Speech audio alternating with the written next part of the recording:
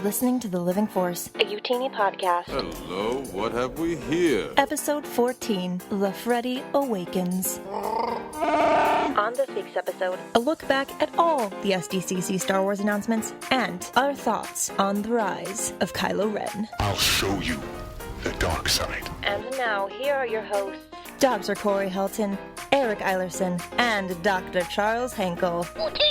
Do you guys do this in gallery view or speaker view? What is the gallery view? Apparently, is what. Wait. With everyone up top. Oh no, I've been doing speaker view, but gallery view is fun. Wow, gallery view. I gotta check Oh this. yeah, I'm in gallery view. Huh? This is way better. Whoa! What? Pretty bunch. Now I can see myself bigger. We've done 13. How many episodes is this? This is episode 14, and we just figured out how to see each other. Is anyone on this side? There's no what? No, nobody's on that. Not for me. This is like a weird, like Brady Bunch intro. You know what? Someone should take a picture of this little moment, and then this will be the next Twitter thing. Next twit. The next twist. Yeah, I'm gonna. This is a great time to plug your tweet profile, Freddy. Wake up, Freddy. That's what we call him now, right? You got to do the Wait. wink. Oh, I have you winking. That's the screenshot. Yes. That was not intentional, but it is. I got crazy eyes. Oh yeah, wake up, Freddy. That's your Twitter, Yeah. right? Okay, I gotta make sure. I gotta put that at the end. I like that I like these one-way conversations we have with Matt, and then like things happen or they don't, and that's how we know. Well, apparently we all don't have one-way conversations with Matt. Apparently, Freddie and Matt are like good buds, and I never knew. Pals. Very good friend. Wait, know who are my pals? Everyone that listens to the Living Force podcast, episode 14. We are here, and I am joined today by some great Star Wars friends. My name is Eric Eilerson, and with me, as always, are Dr. Corey Helton. Hello. Hello, cheers. Cheers. We're drinking wine tonight. Dr. Charles Henkel. Hey, what's going on? And non-doctor, producer, and first-time host, Freddy. What's up, What's dude? up, homies? Oh, welcome to this side of the microphone, my friend. Hey, it's a good time. It's a good time. Yeah, Sounded like you were getting introduced for like a heavyweight bout there or something. This isn't a round table. Sunday. In the blue Are corner. we fighting? Did someone not tell me something that's happening on this episode? That seems like an important detail. If you read the damn outlines, Charles, you'd know we're fighting. I didn't wear my spandex. And it's a shame for everyone.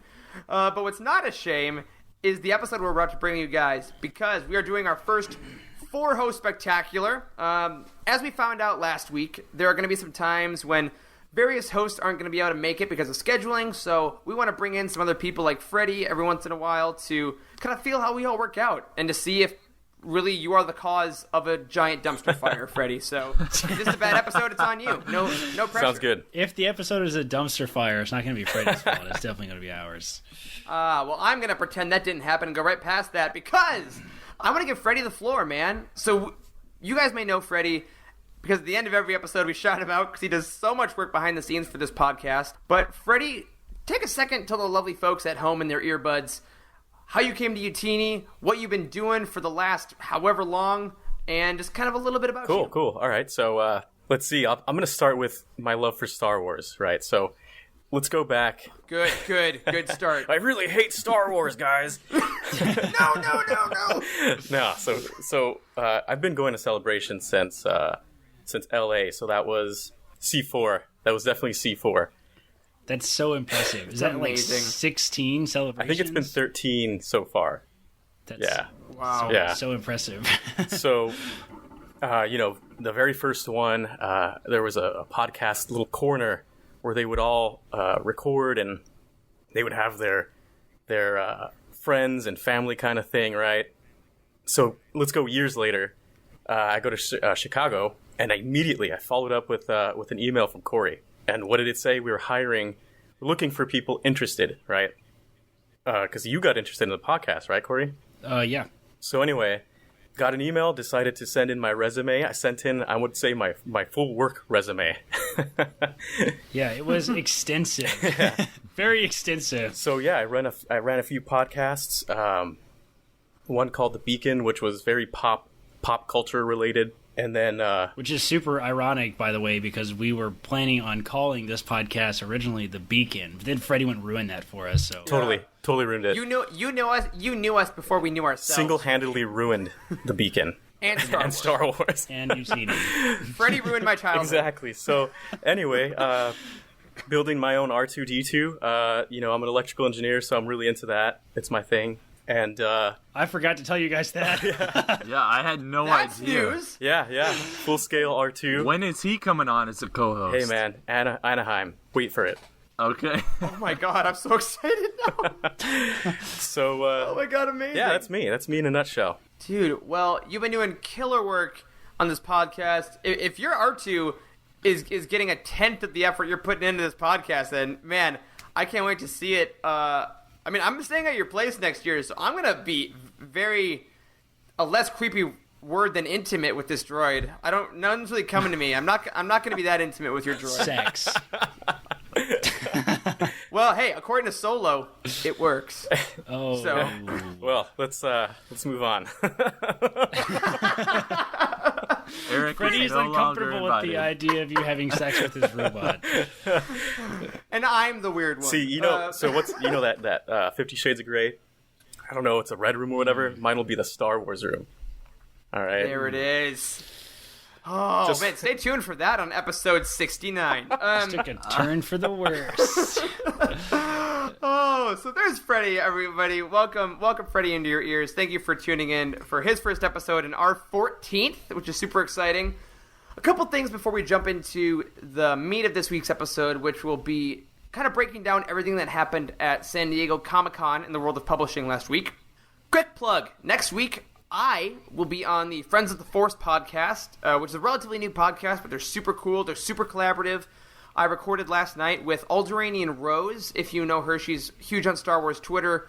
And we got to talk with Brad, the host, about Alphabet Squadron, about some of these very same things we'll talk about today. The conversation was super fun, super chill, and definitely go give them a subscribe and put more of my voice in your ear holes. And that'll be next week on Monday, the 29th of July. Can't wait to hear that.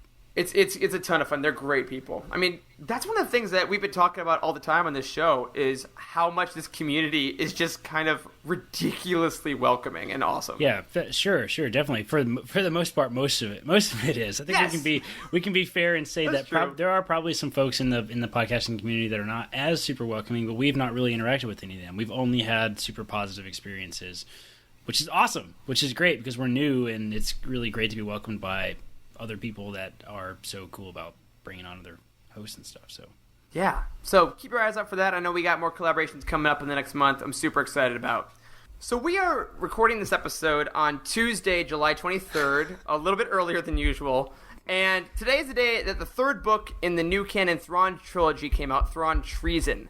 Now, for full transparency, Corey and I did get advanced review copies of the book. We've been reading it for a bit. Charles was lucky enough to start today.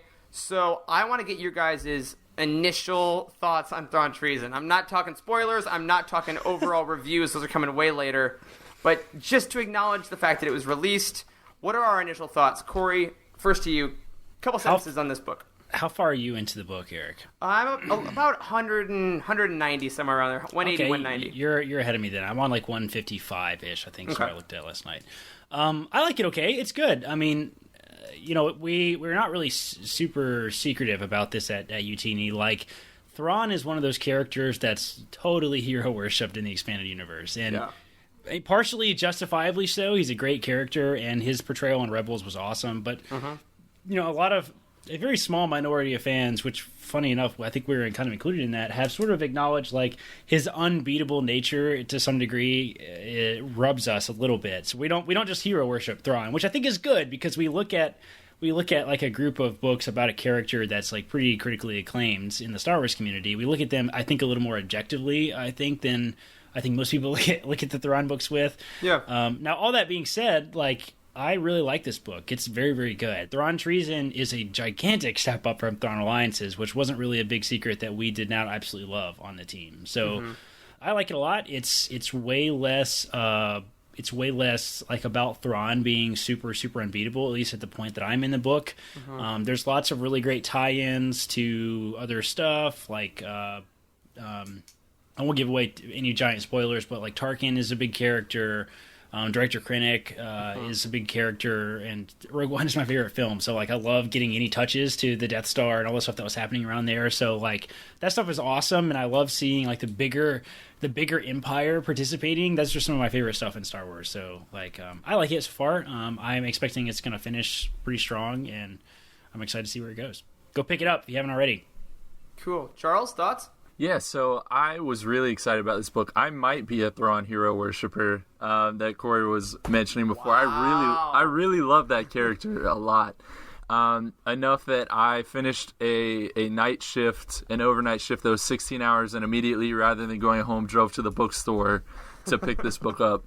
I've only read about 50 pages, but I will say that I have some pretty high hopes just from what I've read so far. I am a big fan of Eli Vanto, and I think him being missing from the second book, from Thrawn Alliances, was a big reason why that book maybe didn't land as much. And I'm not really sure what it is specifically that he provides, but it's almost like the Holmes and Watson, like you need the Watson to really appreciate the Holmes. And it's just good to have him back. I'm really excited to see kind of where his story goes, because he's one of the most... the biggest unanswered question for me in the whole thing. And then, is this confirmed as a trilogy, or would there potentially be more books? Because I don't know that I've ever heard the word trilogy used officially. Yeah. I've heard it officially used. I think they said it at Celebration, actually. Yeah. Okay. I think that Zahn has definitely said he's willing to do more stuff with Thrawn. I mean, obviously we know Thrawn's fate at the end of the book based on where it lands in the timeline, but Right. I think that these three stories, like with the Grisk stuff, but there's a potential for some questions. Yeah, to be you know answered. what? Actually, now that you say that, Charles, I don't think any sort of official sources have it hasn't been marketed as a trilogy. So Right. maybe Yeah, I guess it just it's- makes sense because it's been maybe like it's three too- consecutive years. It's been That's true. 17, 18, 19, and usually only do Yeah. that if it's like a 3-book deal. I definitely know I've heard some semi-official people say it like out loud, but I've never seen it in writing anywhere. I don't know if Del Rey has ever confirmed that. So maybe I would say that it's probably open enough to not have to be a trilogy. So that would be. I mean, I've been writing that maybe- in all our press releases, so I really hope it is. Maybe. Well, right now it's a trilogy, but maybe it's a trilogy until it's not, right? Until it's a Yeah. quadrology. Yeah. Freddie, over to you, man. So there's one thing that I feel Corey had it 100%. If there's one thing that Disney went into the archives for and they're like, let's just revive one thing from the past, it was definitely Thrawn, 100%. Yes. That's true. And I think it was due to now if you think about it, I don't really think about the stories, I think more about how it's written, right? Where it's like, develop the problem, have the solution, and then write in all the fill to figure out, like the steps of everything. But Thrawn's already at the end, right? We already know that. Mm-hmm. So the way they're written is very interesting, because if you think about it, it's a lot like chess, right? Like the whole thing is very similar to chess, where, let's just say it's like a supercomputer, right? So he's already got 5 steps, 10 steps, maybe the whole way completely mapped out. And if you look at everybody else, it's like, man, if you read the book again, you will just be like, all the signs were there. Everything was kind of there, right? Sure. They just didn't spend the time to look at the details. Now, this new one, I'm not really into it yet. Unfortunately, I don't get advanced copies like some people. But Sure. but just based off of history, if this is anything even remotely close to Thrawn Alliances, or even just Thrawn, the beginning, the very first one, I would say it's going to be. There's going to be people that love it and hate it. They love that he can figure out all these things. He's super smart, and the others are just like, come on, Yeah. That's true. That's true. Yeah. So I'm kind of more in. I'm probably weirdly I'm going to be the most negative one today, which it might be a first for our show. Who are you? I know. I'm not a huge Thrawn fan. I came to him late. I loved the first book. I thought it was good because it showed him as kind of a fallible outsider, because he didn't understand what the Empire was, so we saw him having to learn and get really good, and he fought this xenophobic behavior to kind of rise to the top, and that was interesting. Thrawn Alliances, it wasn't great. And this book, I'm just finding that Holmes-Watson thing you guys were talking about is pretty apt. But I don't want to read a book from the point of view of Holmes. Because as a reader, if I'm in his head and he's hiding stuff from me, that doesn't make sense narratively to me. So I found with this book, there's less Thrawn as it goes along, as like some of the parties split up and do some other missions. Again, no spoilers here. But that being said, I'm still kind of confused as I'm reading as to what the purpose of these individual missions are and what is the endpoint we're all going to. And I feel like Zahn is almost treating me like one of Thrawn's subordinates. Where like Thrawn gets punched in the face and you go, oh my god, that was awful. And he says, no, I expected to be punched in the face because I have this plan. Oh, you're bleeding. Exactly as I had hoped, because no, you didn't plan that, okay? Like, there's no way you actually did all this. And like, I'm like, Zahn, where are you leading me at the end of it? And I don't want this whole book to kind of hinge on the last 15 pages of reveal, because it's 330 pages before that. So I'm at a point where it's not a bad book, right? It's fine. Do you think it's going to be better than Alliances? Yes. I will. Because so you were probably one of the more outspoken on our team that you did not like Alliances. Not really. I think just the pure writing craft of the book is better than Alliances. I think Alliances suffered from plot, suffered from characterization, and just from writing overall. Yeah. This book, I think, at least is written well, and there's some parts that I'm actually enjoying as they go along. Yeah. The same can't really be said for Alliances, but having just read Alphabet Squadron, which I loved, and I just read Chuck Wendig's Wanderers, which was an 800-page book that I couldn't put down. I'm finding that this 300-page book is taking me longer because I'm looking for excuses not to read it sometimes, and that's never a good sign. So, yeah, I will say that if you're a Thrawn fan, it's Thrawn, man. It is him, and if you love that, you got to pick it up. I'm also going to dive into the audiobook, which might help a bit with Thrawn, because I love Mark Thompson's voice using him. That's true. So there's definitely a potential that it works better in that format, which we'll add into the review definitely in the next 10 days. So we'll see. And again, stay tuned. In the next month or so, we'll all be talking about that with full spoilers, but we just wanted to kind of get initial thoughts in to let you know we're reading with you. And if you're reading and you have similar thoughts to us, tweet at us at Living Force Pod. Tell us, are you loving it like us? Are you disliking it like us? Are you somewhere kind of in the middle? What's your history with Thrawn? All that. We love the conversation going back and forth. Yeah, so kind of before we transition too hard, kind of on a similar note to Thrawn, I've been working on my sort of like ideal reading order list a little bit. Yeah, so I've been kind of doing that like between patients and stuff this week. Yeah, I know. That's awesome. And so, because I want to do it, and I figured out, I think, a cool way to do it, and it's using that sort of tier system that we built originally, where you have books that you should absolutely read first out of canon, and like kind of like close seconds that are really good, but maybe not quite as good as that first tier, and then 3 is getting into that. I don't know if it's absolutely necessary to read. They're okay, and then 4 is like you can skip these if you want, right? So that's my 4-tier system. So doing that actually makes creating a reading order really nice, because it's big groups of books you can read really in any order. And something I've really struggled with is where to put the second 2 Thrawn books, because the first Thrawn book is absolutely tier 1. Like, it's amazing. I'd actually agree to that, yeah. It's one I would put it probably in the top 5. Maybe that would be strong. It might be number 5 on that list of like the best canon books, I think, that have come out. Full-length novels. Thrawn is great.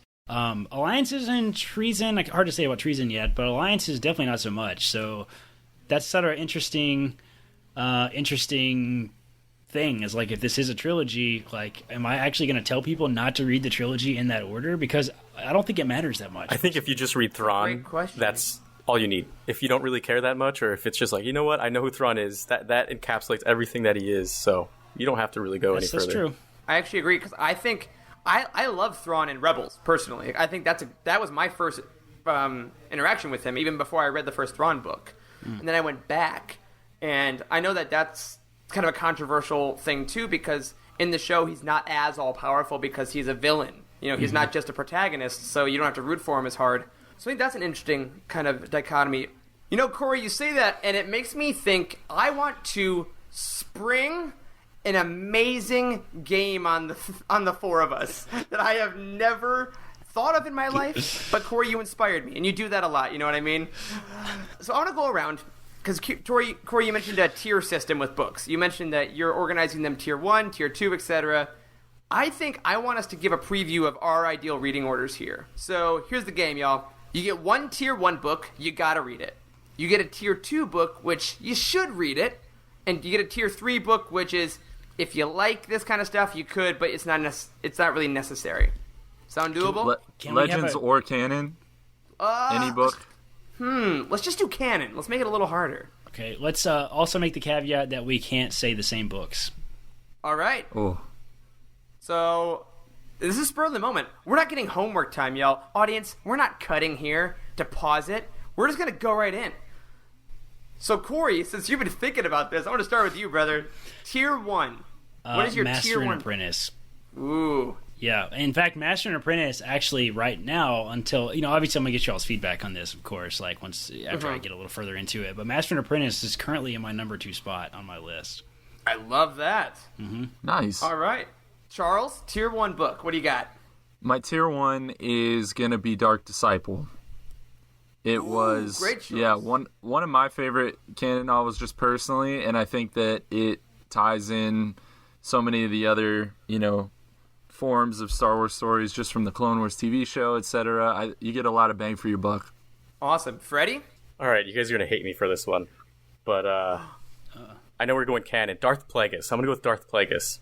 It's not canon. I know it's not, but I'm going to start with that, and then I'm going to go to canon. There's one rule. I'm doing 2, He man. just made it canon.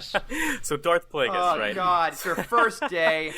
But the reason is because I feel like so much comes from that, right? I mean, I feel like even now, when you read some comics and when you read some canon books, it actually still references some of that stuff.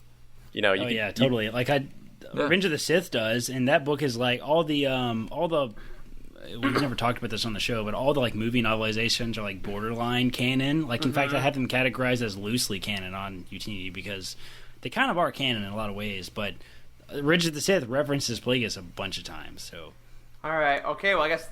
we can allow. All right. Rules don't matter. Great. So Plagueis. My tier 1 book is going to be Lost Stars. I think it's just. Of course. If you're a Star Wars fan, you got to read it. Full stop. Easy peasy. Yeah. Corey, tier 2. You should read it. Trying to think what's a good tier 2 book. Maybe Catalyst. I think Catalyst is. Oh, okay. I think I like in that. my tier 1, but could probably belong in tier 2. I think. Yeah, that's actually a pretty good choice. I would agree with that. I liked it a lot. I didn't need it, but it definitely was well written and helps the viewing of the film a lot. Totally. Charles? I'm going to go with Rebel Rising. Damn it! I think...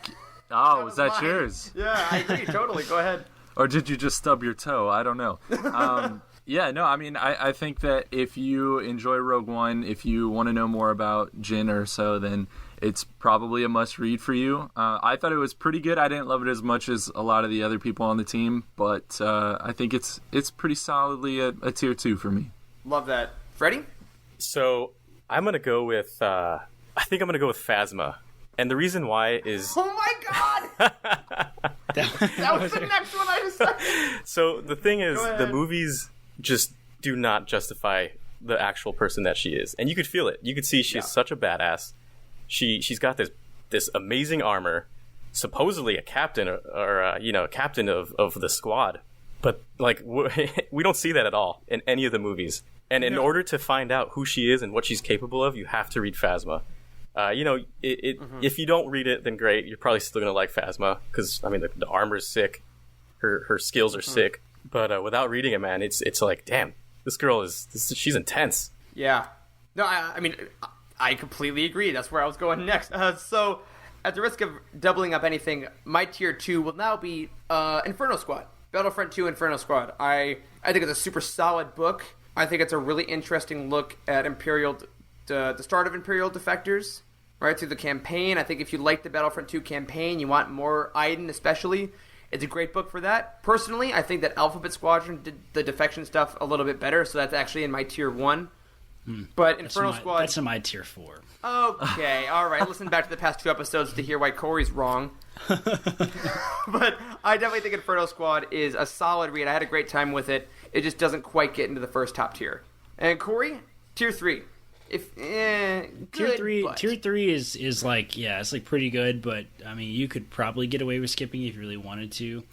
I have a lot of the. This is probably too easy of a shot. I need to look at my actual list. I have a lot of the movie novelizations in Tier 3. Like, okay. I did not love the Last Jedi novelization. It was super generic. Like, like it was identical to the script of the movie. So like, that's not interesting to read as a novelization, as opposed to something like Revenge of the Sith, which is like arguably maybe the best Star Wars book that's ever been written, which is not at all like the movie. And then the Solo novelization was probably tier 2 at least, because it's really good. Yes, but, it was really good. I'll say something like the Last Jedi novelization. Okay, love that. Charles? Don't kill me, Eric, but I'm going to say Queen Shadow would be a tier 3 for me. It's higher than I thought you'd put it. It's higher than I thought. Yeah, I mean, at the risk of all of this recording just immediately shutting down because I mentioned its name. Oh my God, no. It's tier 3 for me just because I think that it's a great book if you have certain very like niche interests within Star Wars, but if not, then it's not really gonna be your cup of tea, which it wasn't for me, but it was for a lot of people. Totally fair. Freddy? This is going to be weird because I never thought it would be in my tier 3, but the more I think about it, I kind of like it. Dark Disciple. And it's a little out there, really? right? So it was like, I think it was one of the first books that became canon, right? If I can remember. Yeah, I think it was I want to say the second book, maybe? Yeah. I know Heir to the Jedi was the first one, I think, or is it Heir to the Jedi? I think it is, yeah. With Luke on the cover. Yeah. New Dawn was the first one. Was it? I think you're right. It was one of the first ones, yeah. So I think what I liked about Dark Disciple was it kind of made the dark side, or just this gray area, made it very interesting. Because I don't feel like we've gotten too much where it's like, man, maybe I would have been a Sith, you know? And I feel like it really underlines like the failings of the Jedi and how they pretty much set themselves up for failure, in a sense. You could just see it. We love Fall of the Jedi on here, that's for sure. Yeah, I think the only thing that I talk about Dark Disciple, I agree with everything you said, I just put it a little higher. But I'm going to round it out with my tier 3 is going to be Last Shot. I enjoyed that book. It was honestly a tier 1 or tier 2 when it started out, when I started reading it. And by the end, the threads kind of got a little harder to follow. Where if you're a Han fan, I think you got to read it. If you're a Lando fan, you got to read it. If you like Solo, definitely. But as far as the bigger implications of the world, I prefer things like Most Wanted and the Solo novelization to it. Yes. Most Wanted is tier 1. Most Wanted is definitely tier 1. It is tier 1 for me, too. Yeah, so I guess that's a little preview of Corey. I love that idea that you had, and as you put that together, we'll definitely put it on the site, and we'll shout it out on here. And who knows, maybe the rest of us will put up some reading orders too, so people can kind of pick and choose. That'd be a lot of fun. All right, so what I want to do right now, I'm going to take a quick break to hear from a Utini member, and then we're going to dive into some Comic-Con news. All right, so we'll be right back. Hey everyone, it's Heather again, social media manager and content creator for Utini. Last time, I talked about how the Darth Bane trilogy got me hooked on the Star Wars Expanded Universe. If you missed out on that cameo, check out episode 5 of The Living Force when the team collaborated with the folks at Nerd Herder. But today, I want to share with you my first experience with the new Disney canon. I was so excited to find out that the new canon is officially linked to the main saga, and so I set off to start my new journey. I decided to start with A New Dawn by John Jackson Miller since it was the first novel to be published in the canon era, and I was watching the Rebels animated show at the time. The novel left a great first impression in my heart, and I'm thrilled to share that it enhanced my watching experience with Rebels, specifically regarding Kanan and Hera's relationship. These immediate connections are what make the new canon worth reading. I've seen it between Catalyst and Rogue One, Most Wanted and Solo: A Star Wars Story. Really, there's too many to count. Go try out a canon novel if you haven't already. I promise you won't be disappointed. And if you want to share your Star Wars reading experiences, you can chat with the entire team live on our Discord server. You can find the link to our server at utini.com. See you there. And we are back. I've wiped my tears away after the beauty of that clip made me weep like a baby, newly born. Thank you, Heather. Oh, wait, was it Heather this week? Yeah. Oh my god, now that we have the producer on, we actually have a little info about these clips. Oh no. What do you mean, Eric? We just listened to it. It was so wonderful. God, I caught up in my own lies, Corey. I don't know how to figure it out. But now that we are back, I want to dive into Comic-Con news, guys, because this last week we had the San Diego Comic-Con, and while there weren't a lot of Star Wars announcements, because we have D23 coming up, we just had Celebration, there were a lot of Marvel announcements. Man, if you got any Marvel fans out there, it was a great weekend for that. It is Comic-Con, though. I mean, yeah. Can I just say quickly, Eric, before we start this Comic-Con segment, that 1 year ago today, I was filming one of the first Utini Tuesday videos that we did on Facebook Live, and I was talking about San Diego Comic-Con, essentially speaking out into the ether to like nobody, because this was early on, and obviously Utini Tuesdays are no longer a thing, but this feels very nice to be here 1 year later from that point, and I know people are hearing this and they're going to be interacting with us, and I'm talking about all this stuff with you guys, and it's nice. It's nice. I love that. Man, we've come so far. That's beautiful, man. And you know what else is beautiful? Everything that was talked about at Comic-Con. Specifically, the Lucasfilm publishing panel, which is obviously what we're most interested in around here. There were a few cool announcements as far as publishing goes with novels and comics, and I just want to get your guys' initial opinions on most of it. And there's one really big drop we got that I kind of want to focus on quite a bit. But first things first, Kevin Scott, friend of the show, episode 8, I believe is Kevin's episode. If you want to go back, we had a great interview with him. He's the author of Dooku Jedi Lost, and it was announced that script of that audio drama is going to be coming out in hardcover in October. And that's awesome. So question, do you guys think this is awesome? I totally agree. This is really, really big news, because that was a big question. Is this audio drama going to be ever released in like a book form? And right. Do you think that this was originally the plan, or do you think that the pressure that they got to say that this needs to be a book? Like, for example, there was a lot of people talking on Twitter about what about people that are blind? Or I'm sorry, not blind. Deaf. Deaf. What about people that are deaf? Sure. That was really insensitive. Ooh. What about people that I are honestly deaf? never thought about that. Yeah. Yeah, I didn't. I don't think they did either, because the way that they responded to the tweets were oh, that was the tone. Just we forgot about those people. My bad. So yeah. I wonder if they did this out of pressure, because people were begging for it to be in book form. You guys think they did? 100%. Really? Yeah. I think so. Why such strong feelings? If the way I feel about it is, if there's a reason or a disability of someone really wants to do it, but I can't do this at all, I think they're going to do anything they can. I mean, as good humans, I guess.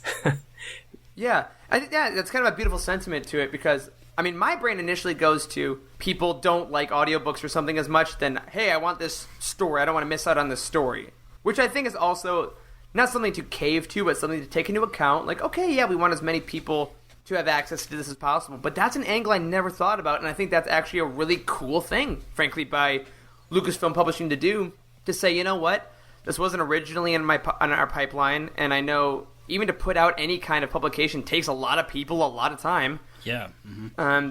So I think that's a really awesome way that those people can finally have that kind of accessibility.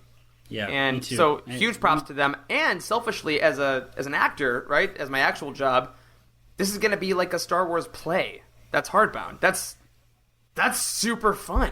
Which has never been done, as far as I know. I think the only time it was the NPR radio dramas they did. They did release bound scripts of that. Really? Yeah, but and there's I have one on my shelf. I found it at a used bookstore. There's the one that was written for Celebration, actually. There's Smuggler's Bounty or something like that. I think so. Yeah, there's 3 of them already. Oh, vaguely ringing a bell. Yeah, I didn't know that. Yeah, but yeah, I think it's going to be super fun. And if you're listening to this and you haven't checked out Dooku Jedi Lost yet, we raved about it at the beginning of this podcast. Kind of one of our first roundtables was about that, and we were all super fans about it. The Utini ratings on the website are really high. Our full reviews up there is very glowing. We love Kevin's work. We love that story, and I'm really stoked that a lot of people now are going to be getting new access to that. And, I mean, I can't wait to read it again. It's going to be really cool to see how it translates. Yeah, I'm excited to have it on my bookshelf, too. Yeah, that's one thing about having an audiobook or an audio drama is, I don't get that weird sense of satisfaction of, looking across the room and seeing it, right there, holding it in my hands. Totally. Yeah, there's definitely a part of that. So we're definitely going to be excited for that. That's coming in October, I believe, and we will keep everyone posted on that. Another stuff they talked about was some comics releases. Now, when we talked to Kevin, he talked about the sequel to his Tales from Vader's Castle he's writing called The Return to Vader's Castle, and we got some cool covers about that. And they're gorgeous. Man, I'm looking at these things right now. They look horrifying. I actually haven't seen these yet. Let me pull it up. Yeah, they're pretty cool. I mean, there's definitely some Swamp Thing influences on a Vader helmet. There's some cool kind of more cartoony Batman the Animated Series vibe art with Vader, Ventress, and Tarkin. And I think, honestly, the more Star Wars can kind of hit on these holiday events, like these Halloween-type stories, and then maybe they can branch out into more and more and more, can kind of keep the stories evergreen as we get more years between movies. I'm super excited about this. Yeah, me too. It looks like, what was that? What was the future Batman TV show called? Batman Beyond. Yeah, it looks like Batman Beyond. Yeah. Now, Freddy, you read the Tales from Vader's Castle, right? Yeah, I did. Yeah. Yeah, and you were... Because I don't know if... I mean, I haven't. I don't know if the three of us did. Did any of us get on that? IDW, I feel like I just forget more often, and it's dumb because they put out great stuff. You know, I'm a big fan of like the Halloween season, the horror, the I wouldn't really call it, I guess, like gory stuff. I'm not really into gory stuff, but like Michael and Halloween and all those movies. I love all that stuff. I wouldn't say it's like my core focus because definitely that's Star Wars, but mixing the two together in my eyes, it's like, what can go wrong here? Yeah, exactly. No, and they definitely push that a lot. I think a lot of people are very excited to hear about that, and there's such unique stories. It's going to be such a fun time. It's five books, right? Yes, I believe so. Okay. You know, this would be a great opportunity for us, like as show hosts, like be committed enough to jump in all at the same time together, like with stuff like this. I mean, they're coming out weekly, so why don't we? They're coming out weekly, and like we have never been. We've all of us have been so wishy-washy about the comics. Like I know Eric, you've had a Marvel Unlimited subscription at one point, and Charles, you read a lot of the comics too. Yeah, I say, all right. You know what? You heard it here first. All these things we decided on air. Let's do Return to Vader's Castle. In October, there's 5 issues. We'll read them weekly, and we'll tell you about them. So the cool thing about going over the comics with each other is we can talk about not just what is going on, but the art, the actions, right? It's almost like we're watching a movie with each other. And as listeners, I know when I listen to the IndieCast, they go over the comic book quite often, right? And what I like about it is it's almost like you're watching a movie with them because they're going through the descriptions, they're going through the emotions. So yeah, I think this is going to be a great opportunity to go over all that stuff. Yeah, I'm excited. So if you guys want to listen and read with us, jump in. These come out in October when you can get them through utini.com. So yeah, this will be fun. I'm excited.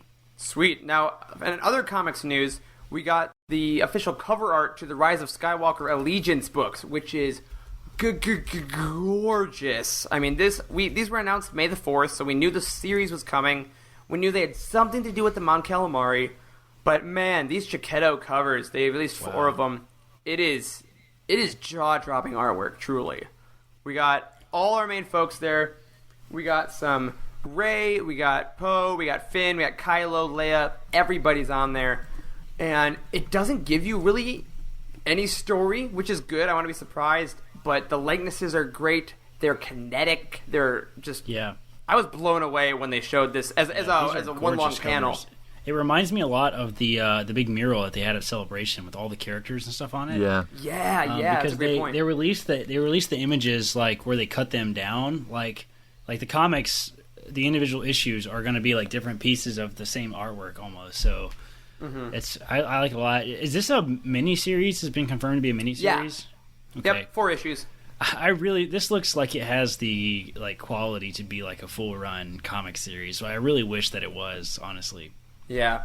So, but I'm very excited about that. Now the cover artist Chiquetto is not the actual interior artist, but I believe Luke Ross is doing the interiors, who's also great. It seems like it's going to be important. It seems like these are going to be important because these are like all main characters on the covers. Like we don't know a lot about these yet, but it sounds like it's going to have to do with the greater galaxy plot, which we have not really seen a lot of in the books or the comics. Like at least pertain directly to the movies. The comics, honestly, probably crazy as it seems, more so than the books of being directly related to the films. I mean, the past, at least, for sure. Yeah. Which is and it seems like they're teasing at least some pretty big things that could be going on. There's like a Luke v. Rancor-esque picture down in the bottom left with Rey fighting whatever this creature is here. Like that. I mean, that seems like a pretty significant event. Yeah, it's definitely got some big implications. So, like, the comics, if you're not reading the Star Wars comics, you don't have to read all of them, obviously, if you don't want. I know comics can get pricey as they go, but, man, there's going to be some cool stories coming in here. Now, there's one other comic event I really want to talk about in a second, but before we get into that, I want to address one thing that wasn't mentioned at Comic-Con, and that's the Episode 9 novelization. Because at the Comic-Con before Last Jedi, we got announced that Jason Fry was writing Episode 8. So I think a lot of us assumed that Charles Soule was plugging a really big announcement, and we all thought it was going to be the Episode 9 novelization. But it wasn't. So I want to ask the three of you, we don't have an author yet for Episode 9. And I assume it's going to be similar to Last Jedi. It'll come out in like March or something after the movie's long been out. You have your druthers. While knowing what projects the authors are currently working on, so it probably won't be a Luminous author or something like that, who do you want to write the Episode 9 novelization? Who gets that gig? Oh, man, that's a hard one. It's super hard. That's why I asked it, and I don't want to answer immediately. I would love to see the guy who wrote the solo novelization to do. Oh, no, Mur Lafferty. Mur Lafferty, Yes. yeah. Oh, yeah, that's right. Oh, yeah, it was Mur Lafferty. Yeah, I would love to see her again. Ooh, because I love that. Solo was a great novelization. And honestly, probably the best novelization that we've gotten out of the new canon stuff. So, Oh, without a doubt, yeah. I would love That's to see great. her come back in. I doubt they'll do that, though. For 2 in a row, that would surprise me. Yeah, that'd be a lot. I agree. And she did Solo, but there haven't really been murmurings of her with Star Wars as much since then, I don't think. Right. I mean, which could mean that this is what she's been doing, but I doubt that. I agree. Yeah, I feel like who Charles I Freddy? would like to see do it is also someone that likely is not going to, but I would like to see Matthew Stover come back. I mean, we talked a lot about like the Revenge of the Sith novelization, and he did such a good job with like prose and really making the story feel epic that I think you need that type of a feel for the novelization of Episode 9, which is the so-called, end of the Skywalker saga. So I think he would probably wrap it up nicely. Again, I don't think that's who it's going to be, but I think it would be a fun rendition. All right. Freddie, any thoughts? James Luceno. I thought that might be where we're going, yeah. Yeah, I kind of anticipate that was where this is going to. And yeah, he's I feel like choice. because he kind of has that old school vibe, right? But I feel like having to see his point of view from what we're seeing, if that makes sense. Yeah. Yeah, James Luceno wrote Catalyst, Tarkin, Darth Plagueis, a couple others. He's written a lot of. He's a really gritty author that we've talked about. He's one of my favorite. In fact, I've said before that he is my favorite author. So I think my there's a only James thing with, Luceno collection up on the website. Yeah. Brand that's new. right, There there is. is. Go check it out. I think my only thing with Luceno is that for the end of this trilogy, I think that there's a large part of, or the end of this, 9 film saga, I think there's a lot of emotional weight. And my only hang up with Luceno is that he's so good at technical stuff. I don't know if like the pure raw human heart emotion of it is his forte as Then much. let Matthew Stover do it then. Man. Yeah, I mean, Because, I love Stover to do it, and unfortunately, my only one I could think of as we're going around is also something that will not happen because obvious reasons. But I want Chuck Wendig to do it, man. After reading his last novel, like I have been really. Yeah, no, because I know he got let go from Marvel because of ridiculous reasons. But after reading Wanderers, this honestly epic story that was vast and sprawling, but the character moments in that novel hit me so hard in a way that no novel has touched me in years. I think that the gravity of emotional situations was very evident. Like worldwide events were given their proper gravity, but at the same time, the individual character relationships were also so precious and so clear. And I think in this final movie, that's what it's going to be. It's going to be, Rey and Finn having these quiet moments along with the galaxy-wide ramifications. Mm-hmm. And I think Chuck Wendig is the guy that, between Aftermath and Wanderers and his other work really toes that line, but unfortunately that's not going to be a possibility. So I'm excited to find out who we get. Yeah. When do you think we will get it? Do you think D23? D23, maybe? that's next month. I mean, when else would they announce it? I mean, we're like, we're in July. It's a month from today, so I think D23 will get the episode 9 novelization and maybe a Mandalorian trailer and like maybe a Cassian poster at most. That's reaching. But I think we'll get a Mandalorian teaser trailer. For Cassian. Not even a teaser. No. I think honestly, I cannot believe. Why do you think that they have not said anything about the novelization yet? I mean, we're so close to time. They've already released the entire marketing campaign surrounding the movie for the book. So I think it's so later in the release cycle. Like that book isn't going to be coming out around the movie, and I think it's just the movie itself is such a mammoth marketing that they don't want to say. And remember, 3 months after, there's going to be a book. Like, don't let that get lost at this point, would be my assumption. That's fair. But one thing I am excited about, guys, that is happening. Somehow, it is confirmed we are getting the Rise of Kylo Ren comic miniseries from Charles Soule. I cannot believe this is happening. This is like what people were talking about when The Force Awakens came out. Like, give us these origins of these characters, like in story form. Yeah, so for those of you that didn't see, Charles Soule confirmed in the Lucasfilm Publishing panel, we are getting 4 issues about Kylo Ren's change from Ben Solo into Kylo Ren. So from him at Luke's temple, why he turned, where it all went. We're going to probably get introduced to the Knights of Ren, the novel that we on this very show have asked for time and time again, and it's all coming out before Rise of Skywalker, which excites me so greatly because I originally wanted this as a novel, right? I wanted this whole story from Ben to Ren, as Charles Soule calls it. But I realize now in comic form, I'm going to see these guys on the page, and then I'll immediately be able to identify them in the movie. So my visually, I'm going to know who the Knights of Ren are while I'm sitting in episode 9.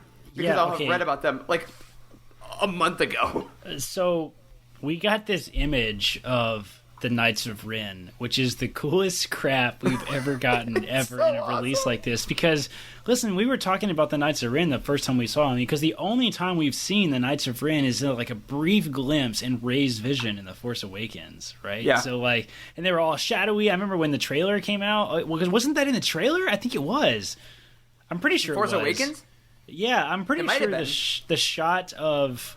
Maybe not. I'm crazy of like the different knights. Anyway, I just remember everybody deciphering the vision like crazy back when The Force Awakens came out, and like there were lots of zoomed in images looking at the knights and stuff, and like you couldn't really see them. Well, who are they? And people have been complaining that they've not been brought back ever since then. So, man, I'm so jacked about the Knights of Ren. I hope it's good.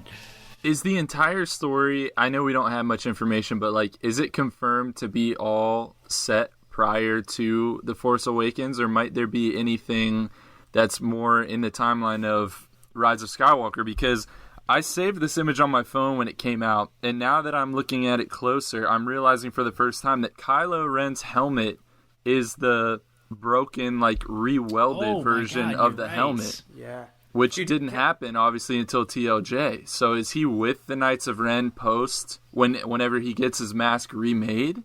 I'm going to throw something out that I didn't originally come up with. This was talked about on Friends of the Force, and I believe it was Brad that had the idea, because we talked about this a bit.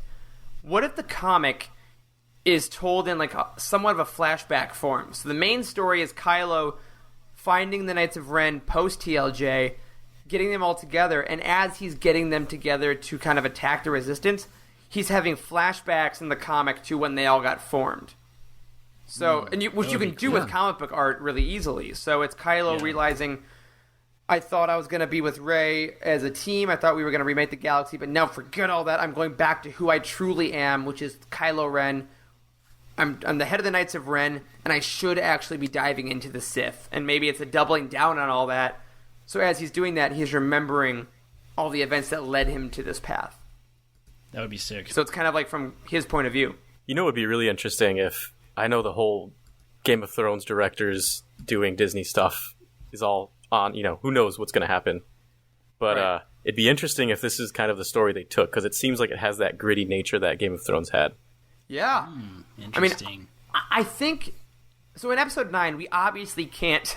There's a lot they have to do in this movie, so we're not going to be able to meet every single individual Knight of Ren, get their whole backstory, get their motivations, get all that stuff within the film, right? But I think there's definitely a possibility that within these comics, we can know the name of every Knight of Ren and why they fell and why they followed him. Yeah, that would be cool. Like the Inquisitors almost. Exactly, and I'm thinking they kind of look like Inquisitors in a lot of ways. Yeah, the design is definitely similar, and I think there's a possibility that, we know Dominic Monaghan is in this movie, and we don't know who he's playing. Is he a Knight of Ren? Yeah, I don't know. I would be surprised if these guys are not featured pretty heavily in the film. Like, why else would they be releasing a comic like this, like with all of them in it and? Like, because we've been asking for it for years. That's true. Now all we need is a Snoke comic, and I will just be happy. We're getting a Snoke comic next month. In the Age of Resistance, they're doing a Snoke comic. Yeah, but that's okay. Yeah, but that's not going to be like a Snoke series. Like, sure. Okay, I hear you. Yeah. So you freaked me out for a minute. I'm like, whoa, did I miss like the biggest announcement ever? No, I remember that now. Yeah. I'm anticipating that to be a little like the others. Yeah. I mean, dude, all I know is that I'm going to devour this comic, and when they inevitably announce the Pop Funkos of all the Knights of Ren, I am there day one. Oh my gosh. I can't wait. How many Star Wars Pops do you have? Not as many as are useful to sell. Not a lot. not as many as like most of the people I see online that keep them in the boxes and stuff, because I hang them and do all kinds of fun stuff. Okay. But once the Rise of Skywalker ones come out, it's gonna increase by quite a bit. We need to find local comic book stores in our respective areas and find these comics and read them together, because it's going to be exciting. I'm all about it. I mean, the story we wanted. I've not even looked for a comic book store since I moved to my new place. So you gotta and because I know a lot of us that have read the comics, we love Charles Soule's Darth Vader run that he did with Lord of the Sith, with Momin and all that stuff was incredible. So I think ultimately, like, this is an announcement no one expected. Honestly, it's kind of the only thing that could make me excited, because if you would have told me we're not getting Luminous, we're not getting episode 9, I would have been like, okay, fine, then what in the world do I care about? Oh, the Knights of Ren? Got it. Yep, thank you. That's seriously. Yeah, because they released so little information about Allegiance and Vader's castle, but like, the Knights of Ren has got everything we need on the cover. It's got the Knights of Ren. So it's the freaking Knights of Ren. That's all you need, man. That's all we've been asking for. Yeah. I can't wait to have a favorite Knight of Ren that is not Kylo. Like, we can each go around and be like, oh, I liked this guy because of this thing, or I like this one, Yeah. That's going to be fun. Like the handmaidens in Queen's Shadow? Exactly. No, they're all the same. Or the Jedi Council. Like, who's going to be the Plo Koon of the Knights of Ren? That's what I need to know. Yes. Yeah. Well, stay tuned. We'll obviously be covering that as they come out, because the story implications are meant to be huge. Real quick, before we wrap this up, we got a lot of really cool Twitter shout-outs about this. I asked on Twitter what some people thought, and I want to run down these comments, and I want to get your guys' reactions to them. All right? So I asked, what are your initial thoughts on the rise of Kylo Ren? And we had a couple people have generally the same idea. Our first one is from Ross Grieco? I think it's Grieco. Grieco. Who said, totally thrilled, but I hope this series is only one small segment of the story. I don't want those years crammed into 4 issues. What do you think? Do you want a small story, or do you want kind of like time lapses? Oh, I don't know. I mean, the thing is, though, even if they do giant gaps in story, that just means there's big gaps in between for more story. So I don't have a problem with either. I think I'm kind of opposite, actually. I think I would like to see, like, really early in one issue, Force Awakens in one issue, Last Jedi in one issue, Rise of Skywalker in one issue. That's 4, right? Yeah, that's cool. I mean, I think ultimately I want the entire story, right? I want to know everything that happened. I don't care if it's in 4 issues of a comic right now, or whether it's 4 issues for now and then we get a novel later. As long as I get the story, I'm fine with it. Agreed. Freddie, anything to throw on the end of that? Yeah, so I think I'd go with Corey on this one. It'd be nice to have different eras, right? Different things happening, and that way, we get one story about one era or whatever it is regarding, and then a book series or something, right? Like, or a book, right? Just kind of like what Charles said. I think that's the best way to probably capitalize on it as well. Totally agree. So, Russ, hope that helps out a bit, and we will definitely be following up with you as that comes out. We also got a comment from Hope and Chris, who are at J Guys and Jedi, with a nice little Captain Rex icon there, which I love. And they said, I've always been a bit meh about Kylo Ren, but it's Charles Soule. Soule made me love Vader for the first time ever with his run of comics. He gave me the Grand Inquisitor backstory. He gave me Lord Momin. If anyone can make me like Kylo Ren, it's Charles Soule. Soule's run of Darth Vader is probably one of my top favorite pieces of Star Wars ever in the top 10. Read it at least 5 times and love it so much. So, I mean, as we've all said already on here, massive faith in Charles Soule for what he can do with this. Yeah. Oh, yeah. Yeah, his expansion of mythology is amazing. Easily the best choice for doing something like this. Yep, without a doubt. We also got a nice fun reaction from Friends of the Force. Another shout out to them, which was just the Kermit screaming gif, which I felt pretty intensely when they announced this. Yes. Benjamin Akers, a shout out to you at Chintzy Beatnik, said, can't wait. Soule is a great pick for the writing. Could be a really big piece of the puzzle that is the Star Wars canon right now, which I think we all agree. I know we've said that once Episode 9 comes out, there's probably going to be a lot more stories and filler in, especially like pre-Episode 7 that we'll get. So it's kind of exciting that they're starting to kind of put those pieces together. Last few, Andrew Bell, our buddy at Andrew_D_Bell, simply just says, it's about damn time. Yes, that's so accurate. I have been thirsty for years, and now you have led me to the well, Charles Soule, so thank you for that. Dylan Sasser, who made one of our Starfighter squadrons a couple episodes back, says, this and Shrek 5 are all I've ever wanted. So I guess they're good here. That's great. Timothy, our Patreon dude. Timothy, friend of all podcasts. He says, more like the Rise of Skywalker. Nudge, nudge. I'm like, yes, we are obviously all way more excited about that. But Rise of Kylo Ren being the Rise of Skywalker himself, Ben Solo, Skywalker blood. What the hell? That has never even occurred to me before. Is he technically a Skywalker? Or is the baby that he has with Rey, the Skywalker? Oh, gosh. Oh, God. And Twitter explodes. The Reylo baby. Reylo. Yes. Oh, my God. Yes. Oh. Yes. If you have never seen the ever-growing Star Wars Reylo erotica aspect of Twitter, go find it. It's fascinating. It's easy to find. A little disturbing. Yeah, I mean, the Reylo community is so lovely, and there's so many awesome, specifically podcasts. I know Sky Talkers talk a lot about Reylo, and there's a lot of great users about it. But yeah, some of it gets it's pretty not safe for work at times. Spicy. So if you're bored on your lunch break, throw up an incognito browser and have fun. Not too much fun, though. You don't want to get caught reported to HR. A couple other tweets. Our friends at Nerd Herder tweeted at us. They said they've been waiting patiently for this one. Super excited since Soul is writing 100%. At Amy Cow. Oh man, the name got cut off. Her username is 100% Vader Garbage. So bless you for that. So naturally, she says, so excited. There's no one better that handled it than Charles Soule. His Vader run is top notch, and he can write great complex villains. And finally, a shout out to Adam Dyson, who is new in our Discord, actually, at Young Animus. Has been very active, so what's up, Adam? Yeah. Simply echoes all of our sentiments and says, it needs to get in my life now. Yeah. So unanimous love for this idea, unanimous love for Charles Soule, unanimous love for the Knights of Ren, and I still can't believe it's happening, guys. Yeah, I still can't believe it's a thing. It doesn't matter how you feel about Kylo Ren. Everybody's excited for the Knights of Ren because it's a great idea.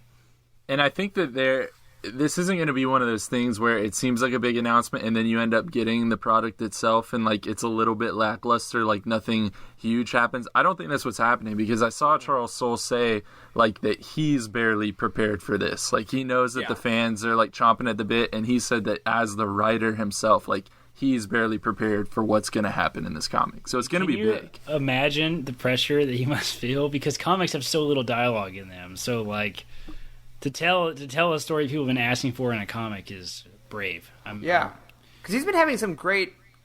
His comics career outside of Star Wars is also great. I mean, he's been doing amazing stuff, but it is cool to hear that he has like that nervousness in a way, because it shows that he has such reverence for the material, and we all couldn't be more excited for that. And that was, honestly, it feels weird to say, and that was it. Like, for Comic-Con, it was a relatively small amount of announcements, but man, you can tell just by how long we've been going on about it. Like, there's never been a better time to be a Star Wars fan. Yeah, and that's so true. And it's a great time for all of us to really commit to the comics, because we've all of us have been wishy-washy, I think, up to this point. Like, I have all of them on the shelf behind me over here. You can see I have not read most of them. So, I'm ready to dive in. So we're going to be touching Return to Vader's Castle, Allegiance, and The Rise of Kylo Ren, and we'll talk about as many as we can on the show. And tweet at us with your thoughts, again, about them, about which ones you're most excited for. As you're reading, give us some recommendations, because, man, come this fall and winter, we are going to be up to our necks in Star Wars content. So I'm kind of already trying to brace myself for when I'm reading 2 books, playing a game, watching a show, reading comics, and getting ready for this movie. And I can't wait. I'm going to quit my job. I think that's a good point. I think it's a good idea, Charles. Same. I think you're already ready to quit your job. No. All right. Well, guys, last thing I want to ask before we get out of here, to the 3 of you, out of all the stuff we talked about, let's say just overall, this fall, this winter, you can't say episode 9, but out of all these comics, all the novels, and the game we're getting, what's the one thing you're most excited about right now that you cannot wait to dive into? Corey, let's start with you. Mandalorian? Yeah, no question, man. I was so disappointed in Celebration Chicago when they didn't show the deleted footage and had to wait all of 3 minutes for it to leak onto YouTube. I'm so excited for Mandalorian. 8 hours of Star Wars. Give me all of it. God, you're so right. Yeah. Charles? That was actually hands down going to be my answer as well. It is the gateway to all live action Star Wars moving forward, that it does not have to be in the theater, and I think that's going to be a major part of the story moving forward. Dang. Freddy? Definitely 100% The Mandalorian, but also Vader's Castle. All right, cool. So we'll get an honorable mention. I'm going to round us out. I'm going to go Mandalorian as well, but I'm going to give a little more than a slight mention to Resistance Reborn. I cannot wait for that book. It's the first time we're getting that Journey 2 novel that's going to be a direct lead-in, and I'm really excited to see what happens in that year. So, definitely the most excited I've ever been for a book that's been in a the Journey series of books. No question. And we'll be going to bring it to you every week, every Thursday. We're going to be telling you guys all about this stuff, and undoubtedly about all the new info we're going to get every single week. But with that, that's going to do it for this week's episode of The Living Force. Thank you for listening, and if you're new, do not forget to subscribe to this show wherever you get your podcasts, and tune in every week to hear us over at Utini talk about the Star Wars Expanded Universe. Please leave us a review on iTunes to help people find us, and head over to utini.com for reviews, articles, and comprehensive book profiles on every single story in the Star Wars galaxy. If you want your thoughts on the show, email us at livingforcepod@utini.com. Tweet at us like a bunch of people did this week at livingforcepod, or join our Utini Discord community by going to utini.com/discord. Now you can find us personally on Twitter at Eric Eilerson for me, Corey is at Doc Star Wars MD, Freddy is at Wake Up Freddy, Charles is at C Henkel. Now a special thank you, as always, to Matt Davenport, our amazing editor. Freddy, you get 2 thank yous because you're also our producer. And to Wes, our community manager. Thanks to Corey, Charles, and Freddy for podcasting with me. And as always, may the Force be with you.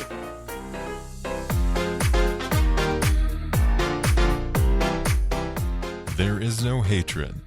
There is joy. There is no division. There is union. There is no apathy. There is passion. There is no gatekeeping. There is community. This is the Utini Star Wars Fan Code. Embrace it. Live by it. And above all, trust in the living force. That's all for this week. Join our community and surround yourself with like-minded fans by visiting us online at utini.com. Until next time, may the Force be with you.